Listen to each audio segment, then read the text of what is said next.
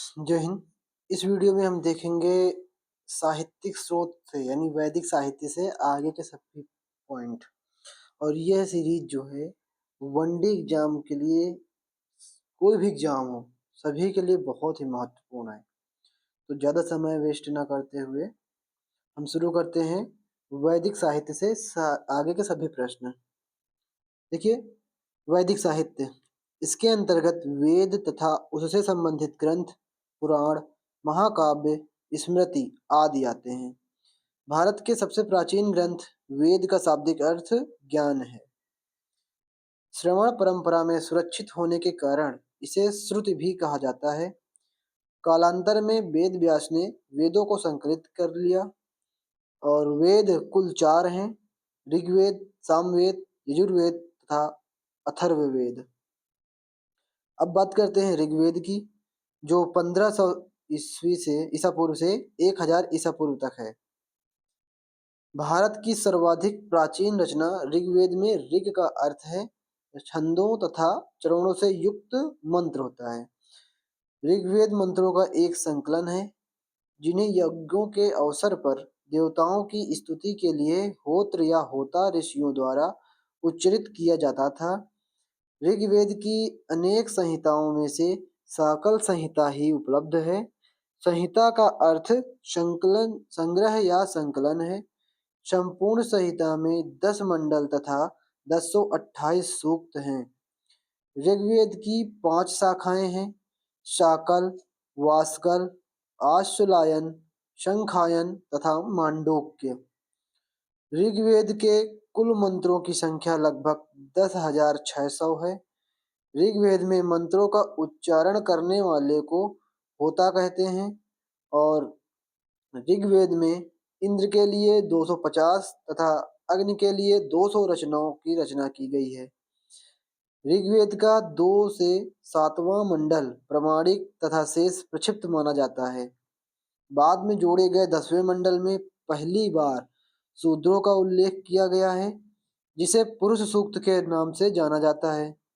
देवता सोम का उल्लेख इस मंडल में है, 9वें मंडल में है। लोकप्रिय जो गायत्री मंत्र है, इसका उल्लेख भी ऋग्वेद में ही है। गायत्री मंत्र, जिसकी रचना विश्वामित्र ने की थी, जिसका उल्लेख 3रे मंडल में है। अब बात करेंगे सामवेद की, जो 1000 ईसा पूर्व से 500 ईसा पूर्व तक लिखा गया है। इसकी रचना हुई है सामवेद की। सामवेद का अर्थ है संगीत या गान होता है। इसमें यज्ञों के अवसर पर गाए जाने वाले मंत्रों का संग्रह है। इन मंत्रों को गाने वाला उद्गाता कहलाता था। सामवेद के 2 मुख्य भाग हैं, आर्चिक एवं गान। सामवेद के प्रथम दृष्टा वेदव्यास के शिष्य जैमिनी को माना जाता है और सामवेद की प्रमुख शाखाएं हैं कौथमी, जैमिनी तथा रामायणी। अब बात करते हैं अगले पेज पे। सामवेद में कुल 1549 रचनाएं हैं, जिसमें मात्र 78 ही नई हैं, शेष ऋग्वेद से ली गई हैं। सामवेद को भारतीय संगीत का जनक माना जाता है। इसके बाद आता है यजुर्वेद। यजुस शब्द का अर्थ है यज्ञ। यजुर्वेद संहिता में यज्ञों को संपन्न कराने में सहायक मंत्रों का संग्रह है, जिसका उच्चारण अधर्यु नामक पुरोहित द्वारा किया जाता था। यह गद्य एवं पद्य दोनों शैली में है। यजुर्वेद कर्मकांड प्रधान वेद है। इसके 2 भाग हैं, कृष्ण यजुर्वेद और शुक्ल यजुर्वेद। बात करते हैं कृष्ण यजुर्वेद की। इसमें छंदबद्ध मंत्र तथा गद्यात्मक वाक्य हैं। कृष्ण यजुर्वेद की मुख्य शाखाएं हैं तैत्तिरीय, काठक, मैत्रायणी तथा कपिस्थल। इसके बाद बात करते हैं शुक्ल यजुर्वेद की। इसमें केवल मंत्र ही हैं। इसकी मुख्य शाखाएं हैं माध्य दिन तथा काण्व। इसकी संहिताओं को वाजसेने भी कहा गया है, क्योंकि वाजसेनी के पुत्र याज्ञवल्क्य इसके दृष्टा थे। इसमें कुल 40 अध्याय हैं। इसके बाद अथर्ववेद। उपर्युक्त तीनों संहिताएं जहां परलोक संबंधी विषयों का प्रतिपादन करती हैं, वहीं अथर्ववेद संहिता लौकिक फल प्रदान करने वाली है। अथर्वा नामक ऋषि इसके प्रथम दृष्टा है, अतः उन्हीं के नाम पर इसे अथर्ववेद कहा गया। इसके दूसरे दृष्टा आंगिरस ऋषि के नाम पर इसे अथर्वांगिरस वेद भी कहा जाता है। अथर्ववेद में उस समय के समाज का चित्र मिलता है जब आर्यों ने अनार्यों के अनेक धार्मिक विश्वासों को अपना लिया था। अथर्ववेद की दो शाखाएं हैं, पिप्पलाद एवं शौनक। इस संहिता में कुल 20 कांड, 731 सूक्त तथा 5987 मंत्रों का संग्रह है। इसमें लगभग 1200 मंत्र ऋग्वेद से लिए गए हैं। इसकी कुछ रचनाएं यज्ञ संबंधी तथा ब्रह्म विद्या विषयक होने के कारण इसे ब्रह्मवेद भी कहा जाता है, लेकिन इसके अधिकांश मंत्र लौकिक जीवन से संबंधित हैं। रोग निवारण, तंत्र मंत्र, जादू टोना, शाप, वशीकरण, आशीर्वाद, स्तुति, प्रायश्चित, औषधि, अनुसंधान, विवाह, प्रेम, राजकर्म, मातृभूमि, महात्म आदि विविध विषयों से संबद्ध मंत्र जो हैं और सामान्य मनुष्यों के विचारों, विश्वासों, विश्वासों आदि का वर्णन किसमें है? अथर्ववेद में है। आयुर्वेद के सिद्धांत तथा व्यवहार जगत की अनेक बातें भी इसमें हैं। इसके बाद ब्राह्मण ग्रंथ की बात करते हैं। ब्राह्मण ग्रंथों की रचना यज्ञादि विधानों का प्रतिपादन तथा उसकी क्रिया को समझने के उद्देश्य से की गई और ब्रह्म का शब्दार्थ यज्ञ है, अतः यज्ञीय विषयों के प्रतिपादक ग्रंथ ब्राह्मण कहे गए। ग्रंथ जहाँ स्तुति प्रधान है वहीं ब्राह्मण ग्रंथ विधि प्रधान है, जो अधिकांशतः गद्य में लिखे गए हैं।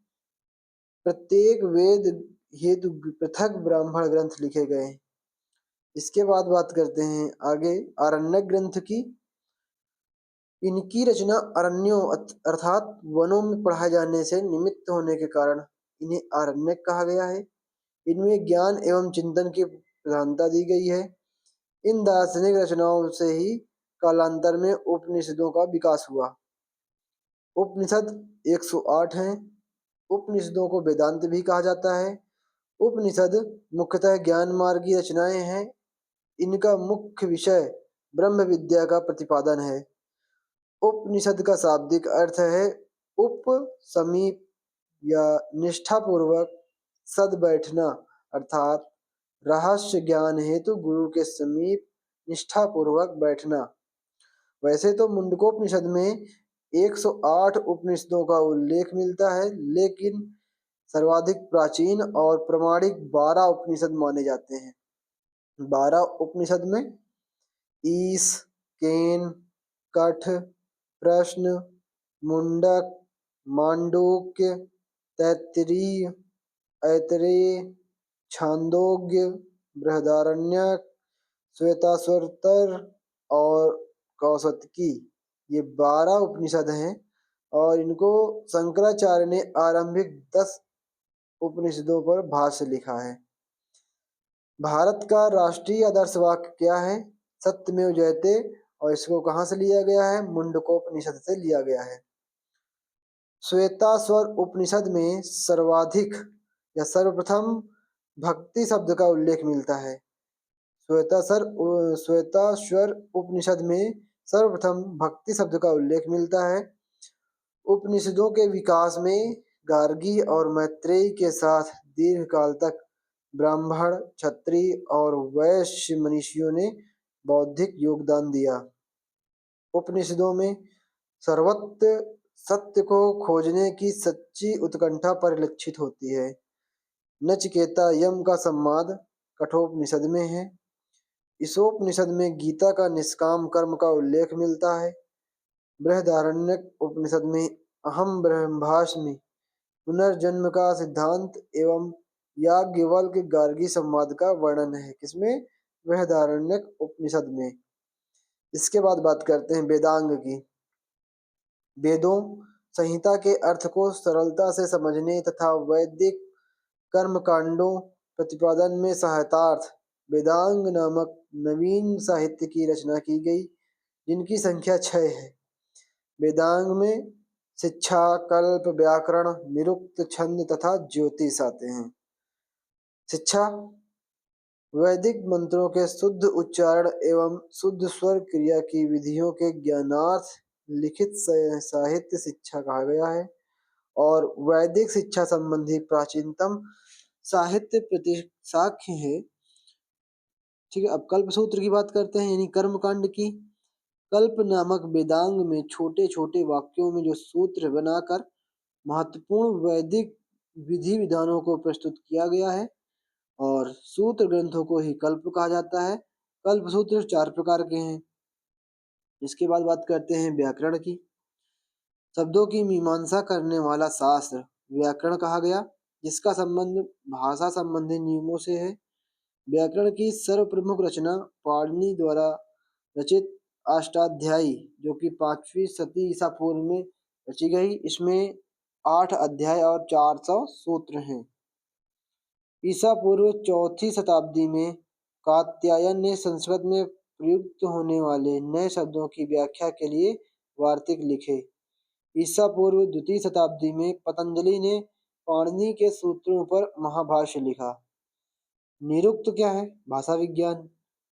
क्लिष्ट वैदिक शब्दों के संकलन निघंटु की व्याख्या हेतु यास्क ने निरुक्त की रचना की, जो भाषा शास्त्र का प्रथम ग्रंथ माना जाता है।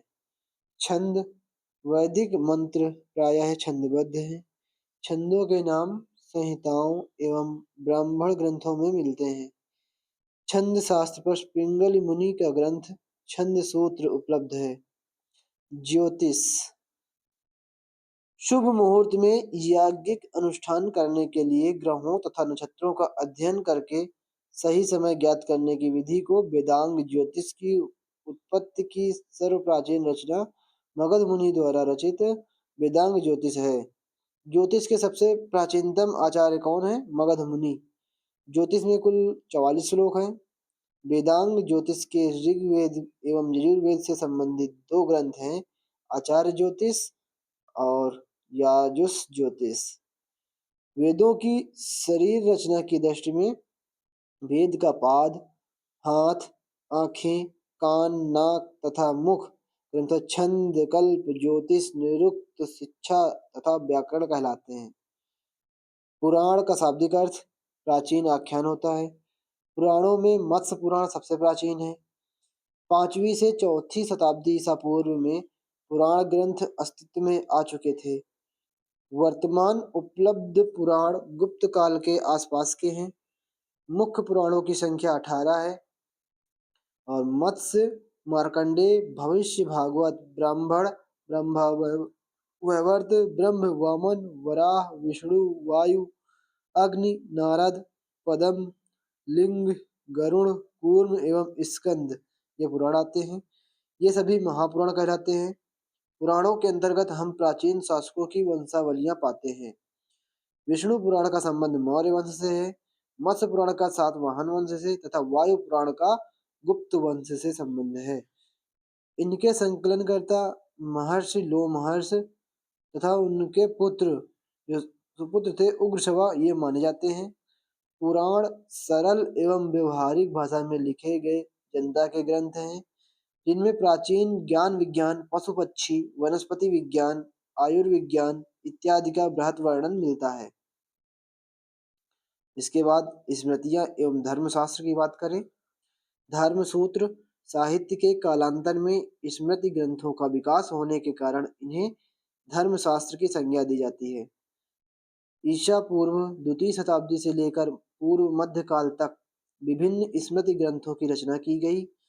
कुछ प्रमुख स्मृति ग्रंथों का नाम निम्नवत है। मनु स्मृति, याज्ञवल्क्य स्मृति, विष्णु स्मृति, कात्यायन स्मृति, बृहस्पति स्मृति, पराशर स्मृति, गौतम स्मृति, वशिष्ठ स्मृति, नारद स्मृति, देवल स्मृति आदि। इनमें मनु स्मृति यानी शुंग काल ईसा पूर्व 2वीं सदी सर्वाधिक प्राचीन तथा प्रामाणिक है। शेष गुप्तकालीन जो 5वीं सदी ईसा पूर्व की हैं तब की हैं। अब बात करते हैं विष्णु सती के अतिरिक्त शेष स्मृतियां श्लोकों में लिखी गई हैं और इनकी भाषा लौकिक संस्कृत है। मनु स्मृति के प्रसिद्ध भाष्यकार मेघातिथि, गोविंदराज तथा कल्लुक भट्ट हैं और याज्ञवल्क्य स्मृति के टीकाकार विश्वरूप विज्ञानेश्वर या कहें मिताक्षरा और अपरार्क इत्यादि हैं। इसके बाद स्मृतियों में विभिन्न वर्णों, राजाओं और पदाधिकारियों के नियम भी दिए गए हैं।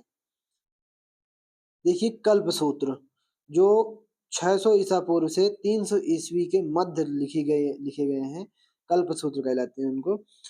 स्रोत सूत्र वेदों में वर्णित यज्ञ भागों का क्रमबद्ध विवरण, उस काल की परंपराओं तथा धार्मिक रूढ़ियों का ज्ञान। ऋग्वेद के 2 स्रोत सूत्र आश्वलायन, संख्यायन, यजुर्वेद कात्यायन, आपस्तंभ, हिरण्यकेशी, बोधायन, भारद्वाज, मानव तथा वैखानस, सामवेद, लट्टायन, दृढ़ायन एवं आरमेश, अथर्ववेद, वैतान। और बात करते हैं ग्रह सूत्र की। गृहस्थाश्रम से संबद्ध धार्मिक अनुष्ठान प्रमुख ग्रह सूत्र हैं संख्यायन, अष्टवलयन, बोधायन, आपस्तंभ, हिरण्यकेशी, भारद्वाज, पारस्कर, गोभिल, खादिर एवं कौष्ठिक हैं। धर्मसूत्र वर्ण धर्म, राजा के कर्तव्य, प्रायश्चित विधान, न्यायालयों की स्थापना, कराधान, नियोग नियम तथा गृहस्थ कर्तव्यों का विवरण। प्रमुख धर्मसूत्र की बात करें वशिष्ठ, मानव, आपस्तंभ, बोधायन, गौतम धर्मसूत्रों से ही कालांतर में स्मृति ग्रंथों का विकास हुआ। शुल्ब सूत्र क्या है? शुल्ब सूत्र का तात्पर्य है नापने की डोरी। इसमें यज्ञीय वेदियों को नापने, स्थान चयन एवं निर्माणादि का वर्णन है। ये आर्यों के ज्योतिषी ज्ञान के परिचायक हैं।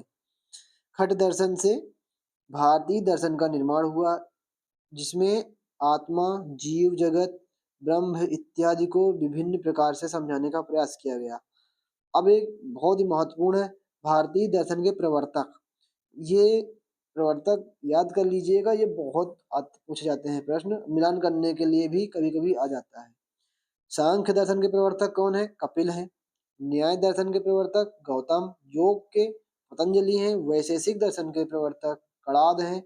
पूर्व मीमांसा के प्रवर्तक जैमिनी और उत्तर मीमांसा के प्रवर्तक बदरायण हैं। इसके बाद नेक्स्ट वीडियो में हम देखेंगे बौद्ध साहित्य और जैन साहित्य से संबंधित प्रश्न। इस वीडियो में फिलहाल इतना ही, मिलेंगे नेक्स्ट वीडियो में। जय हिंद।